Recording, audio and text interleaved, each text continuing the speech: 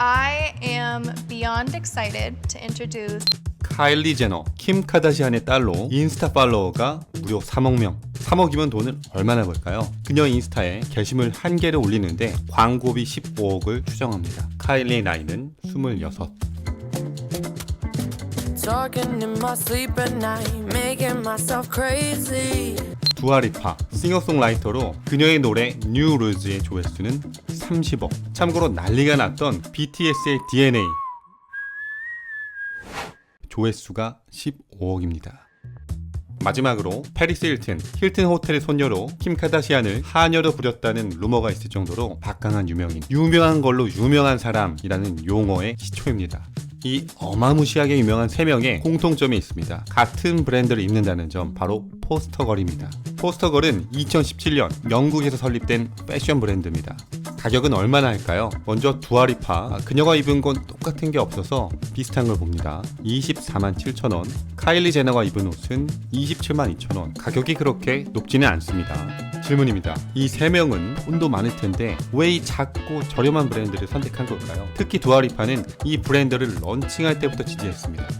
이유는 크게 2가지. 우선 디자인. 창업자 둘은 세인트 마틴 인류 디자인 학교의 동창입니다. 함께 디자인 학교를 다니고 프란체스카는 디올, 나타샤는 존 갈리아노에서 이력을 쌓았습니다. 그러니까 단순히 몸매를 과장하는 옷이 아니라 다양한 소재와 실루엣으로 다른 곳에선 볼 수 없는 디자인을 펼칩니다. 제가 여성복 전문가는 아니라 이번 영상에서는 제 분야인 브랜딩 관점에 초점을 맞추겠습니다.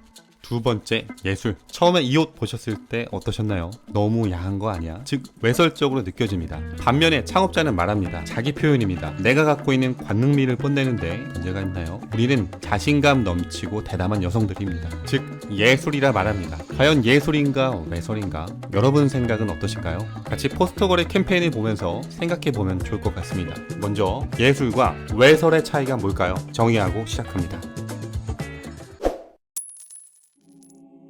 세계적인 사진작가 로버트 메이플소프는 말합니다. 외설은 휘발적 감각이다. 즉각적인 성적 반응을 목표로 한다. 반면에 예술은 더 깊고 오래간다. 여운이 남는 감정, 새로운 감각을 일깨우고 인식을 변화시킨다. 즉, 성적 반응 외에 그 어떤 여운이라도 준다면 예술이라는 겁니다. 예시로 그의 작품을 봅니다. 제목은 엑스포트폴리오. 사회적으로 금기되는 본디지 취향에 대한 화두를 던집니다. 작품을 찍은 시기가 1978년. 당시 우리나라는 박정희의 5번째 대통령 연임으로 시끌벅적했는데 미국에서는 이런 문화적 논쟁이 있었다는 게 참 대조적입니다. 자, 본론으로 돌아와서 1983년 리사 레온. 보디빌더 리사를 담으며 우리가 생각하는 아름다운 여성의 몸에 대해 새로운 기준을 던집니다. 이 사진 리사의 포즈는 보디빌딩 포즈 중 하나, 사이드 릴렉스 자세입니다.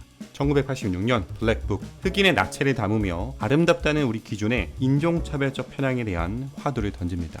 이처럼 성적인 자극 외에 생각할 거리가 있다면 예술로 본다는 겁니다. 더 진보적인 의견도 있습니다. 니체는 예술은 진리를 거부하고 현실을 재창조하는 것이다 했습니다. 쉽게 말하면, 이야, 사람들이 이상하게 보는데 거기에 도전해? 그거 예술이네. 그 주체성 하나로 예술로 인정합니다. 오늘 저희는 노출 플러스 메시지, 메이플소프트의 기준으로 포스터걸을 보겠습니다. 다음은 가장 최근 캠페인입니다.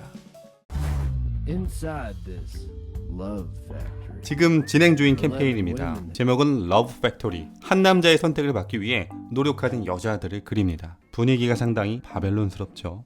컨셉은 더 배첼러를 패러디합니다. 배첼러는 미국 TV쇼로 2002년 시작 후 무려 28시즌이 진행 중입니다. 내용은 이렇습니다. 매력적인 남성이 등장하고 매주 여성 후보를 한 명씩 탈락시킵니다. 그리고 최종 한 명과 약혼한다는 내용입니다. 그 컨셉을 포스터걸 스타일로 갖고 왔습니다. 그리고 중간중간 영화 샤이닝을 오마주한 모습도 보입니다. 이야기들은 이렇게 컸다고 하네요. 자, 잘 팔릴까요? 가장 인상적인 제품을 봤습니다. 가격은 62만 6천원, 사이즈가 제법 품절입니다. 이 캠페인은 뷰티 앤 더 비스트, 뷰티 앤 더 비스트에서 뷰티를 엉덩이가 큰 이란 단어로 바꿨습니다. 이 장면 역시 역사적 사건을 패러디합니다. 역사적 갑질. 2006년 세계적 모델 나오미 캠벨이 법원으로 들어가는 모습을 연출했습니다. 당시 캠벨은 가정부에게 휴대폰을 던진 혐의로 법원에 출두했습니다. 그녀는 프랑스 보그와 타임지 표지를 장식한 최초의 흑인 모델이기도 하지만 갑질의 상징이기도 했습니다. 비서의 머리를 휴대폰으로 내리치거나 달리는 차에서 떨어뜨리겠다고 협박한 사건이 대표적입니다. 당시 이 법정 출두 장면은 폭행범이 캐더크로 걷는 기묘한 분위기를 내며 많은 풍자를 받았습니다. 포스터걸의 영상을 보면 노출이 심한 옷으로 당시 상황을 과장되게 연출합니다. 그리고 이 옷들은 자신들이 파는 옷이죠. 대표의 인터뷰를 보면 그녀들이 표현하고 싶은 건 범죄자 수준의 자신감이라 합니다. 자, 마지막으로 틱톡에서 소비자들의 반응을 봅니다. 많은 소비자가 비슷한 패턴으로 업로드합니다. 옷의 크기가 매우 작다는 데에 놀라고 옷을 입은 후 재밌어합니다. 영상들을 보면서 두 가지 생각이 교차했습니다. 첫 번째, 조금 과한 거 아닌가? 두 번째, 생각해보면 비키니보다 노출이 적고 어떤 행동도 의도하지 않았는데 부정적으로 볼 필요가 있을까? 혹시 안 좋은 생각을 하는 그 생각 자체의 문제는 아닐까? 일단 중요한 건 참여자들은 즐거워하고 있습니다. 정리합니다.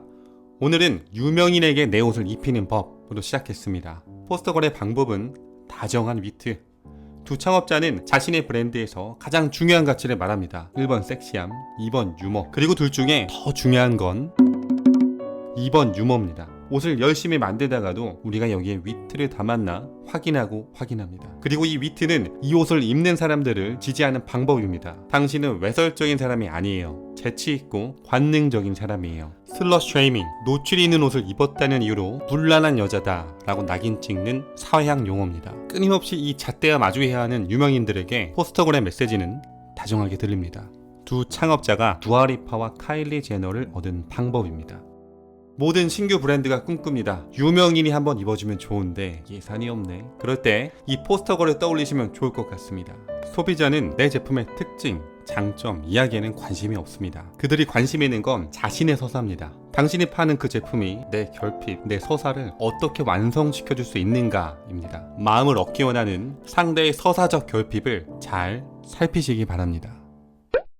올해 입소스에서 국가별 행복도를 조사했습니다. 당신은 행복한가요? 1위는 네덜란드 85%가 행복하다고 답했습니다. 2위는 멕시코 83%, 3위는 인도네시아 82%, 그리고 우리나라는 아쉽게도 꼴찌 30위입니다. 48%가 행복하다고 말합니다. 이상한 건 불과 2011년에는 행복하다고 답변한 사람이 71%였다는 사실. 결핍이 사업의 기회라는 점에서 우리나라는 참 짧은 시간에 사업하기 좋은 환경이 됐구나 라는 씁쓸한 생각이 듭니다.